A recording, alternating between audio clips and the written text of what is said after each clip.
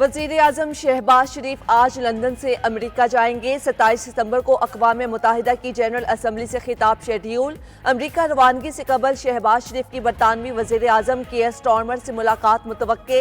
London में गुफ्तगू करते हुए कहा, अवाम ने इंतशार मुस्तरद किया, मुआशी पॉलिसियों पर बेहतरी लाने वालों को तरजीह दी। जलसों के लिए मैदान भरने के बजाय अवाम की मुआशी हालत बेहतर बनाने की ज़रूरत है। अवाम महंगाई में कमी, मसाइल का हल और मुआशी बेहतरी चाहते हैं। मुआशी चैलेंज और दहशतगर्दी से निपटने के लिए सबको मिलकर काम करने की तजवीज़ भी दे दी।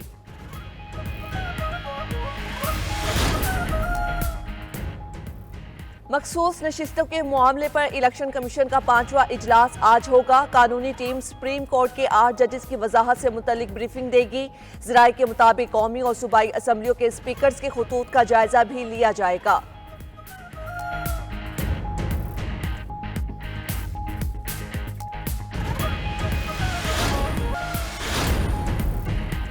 अदलिया को खराब किया या हुकूक सल्ब किए तो आइन मुअस्सर नहीं रहेगा। मौलाना फजलुर रहमान का हुकूमत को 2 टोक पैगाम। कराची में तकरीब से खिताब में कहा कि आज आइन महफूज है ना इदारे और पार्लिमान। मईशत ठीक नहीं और हर इदारा चाहता है दूसरे पर बालादस्ती कायम करे। तब्दीलियां जरूर लाए मगर मखसूस सियासी मुफाद नजर नहीं आना चाहिए। मौलाना ने पुराने इत्तेहादियों पर धांधली से हुकूमत बनाने का इल्जाम भी दोहरा दिया। कहा, यह कैसी हुकूमत है कि आज बलोचिस्तान में नुमाइंदे अवाम के पास नहीं जा सकते।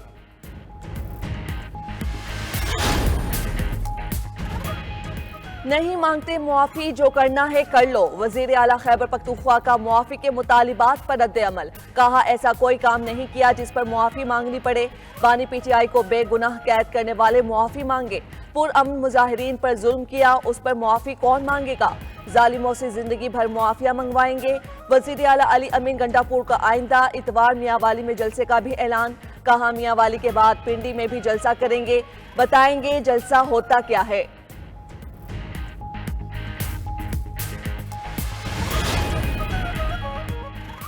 नैब की 25 साला तारीख में सबसे बड़ी रिकवरी। बीआरटी पेशावर के कॉन्ट्रैक्टर से 1,68,50 करोड़ रुपए रिकवर। रकम कौमी खजाने में जमा। नैब ने इंटरनेशनल कोर्ट से कॉन्ट्रैक्टर्स का 31,50 करोड़ रुपए का दावा भी खारिज कराया। मामले की तहकीकात का आगाज 2018 में हुआ था। कॉन्ट्रैक्ट में शामिल 6 मंसूबे गलत तरीके से चंद मखसूस कंपनीज को दिए गए। नैब एलामिया जारी। अली अमीन गंडापुर का जलसे में ना पहुंचना मरियम नवाज की फतह है। वज़ीर इत्तलात पंजाब अस्मा बुखारी कहती हैं, मरियम नवाज ने सियासी हिकमत अमली से मुखालिफिन को समझा दिया कि उनकी दाल नहीं गलेगी। लाहौर जलसे में भी इंतशार फैलाने वालों को मायूसी का सामना करना पड़ा। पीटीआई लीडर्स अच्छे बच्चे बने रहे। जलसा खत्म होते ही लाइन लगाकर खुद गाड़ियों में बैठे। कहा, कानून तोड़ने वाले सुन लें, छोड़ेंगे नहीं।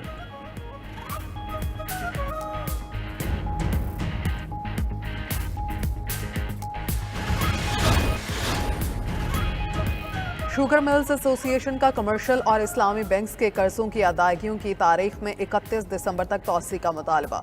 एसोसिएशन के पंजाब जोन का गवर्नर स्टेट बैंक को मरासला इरसाल। शुगर मिल्स 3 माह के कलील अरसे में 12 माह की चीनी तैयार करती हैं। 15 दिन के अंदर काश्तकारों को अदायगी करनी होती है। मिलों के लिए इतनी बड़ी रकम का इंतजाम करना मुमकिन नहीं कि पूरे साल की चीनी की 3 माह के अंदर अदायगी करें।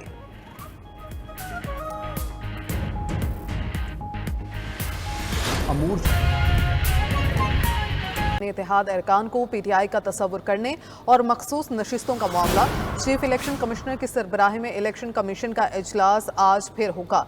सुप्रीम कोर्ट के 8 जजेस ने सुन्नी इत्तेहाद के अरकान को पीटीआई का तस्वुर करने का हुक्म दे दिया। सुप्रीम कोर्ट के 8 जजेस ने मखसूस नशिस्तें भी पीटीआई को देने का हुक्म दिया। इलेक्शन कमीशन ने सुन्नी इत्तेहाद अरकान के डिक्लेरेशन पर सुप्रीम कोर्ट से वजाहत मांगी। सुप्रीम कोर्ट के 8 जजेस ने वजाहत जारी करके हुक्म पर अमल दरामद दिया। चीफ जस्टिस ने जजेस की वसाहत जारी करने पर रजिस्ट्रार से वसाहत मांग ली।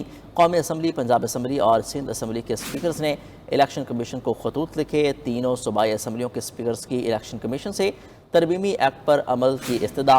खैबर पख्तूनख्वा असम्बली के स्पीकर का भी इलेक्शन कमीशन को खत, अदालती हुक्म पर अमल दरामद की इस्तदा। पीटीआई ने सुप्रीम कोर्ट से फिर रजू करके स्पीकर कौमी असम्बली के खत से मजीद वजाहत की इस्तदा कर दी। स्पीकर कौमी असम्बली ने तरमीमी एक्ट के तहत नई पार्टी पोजीशन में پی ٹی آئی کو باہر کر دیا۔ آپ کو بتائیں کہ سنی اتحاد ارکان کو پی ٹی آئی تصور کرنے اور مخصوص نشستوں کا یہ معاملہ ہے۔ چیف الیکشن کمشنر کی سربراہی میں الیکشن کمیشن کا اجلاس آج پھر ہوگا۔ سپریم کورٹ کے 8 ججز نے سنی اتحاد کے ارکان کو پی ٹی آئی کا تصور کرنے کا حکم دیا۔ سپریم کورٹ کے 8 ججز نے مخصوص نشستیں بھی پی ٹی آئی کو دینے کا حکم دیا۔ الیکشن کمیشن نے سنی اتحاد ارکان کی ڈکلیریشن پر سپریم کورٹ سے وضاحت مانگی۔ سپریم کورٹ کے 8 ججز نے وضاحت جاری کر کے حکم پر عمل درآمد کا حکم دیا۔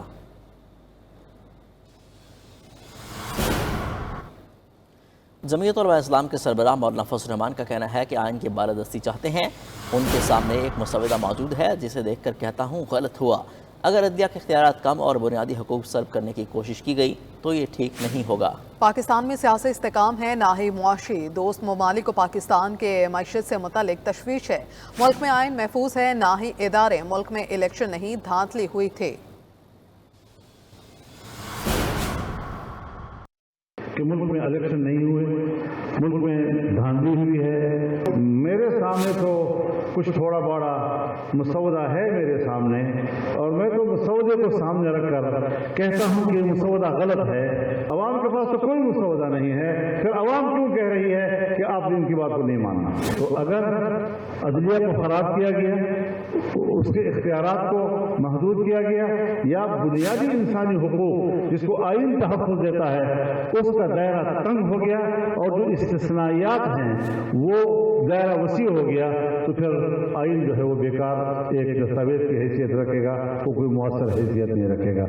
آئیں، تبدیلیاں لائیں، وقت کے حالات کے ساتھ ساتھ ضرورتیں بڑھتی ہیں، تبدیل ہوتی ہیں، آپ ضرور تبدیلیاں لائیں، لیکن اس میں لوگوں کو آپ کا مخصوص سیاسی مفاد نظر نہ آئے۔ اس وقت پاکستان میں نہ تو سیاسی استحکام ہے، نہ ہم معاشی طور پر مستحکم ہیں۔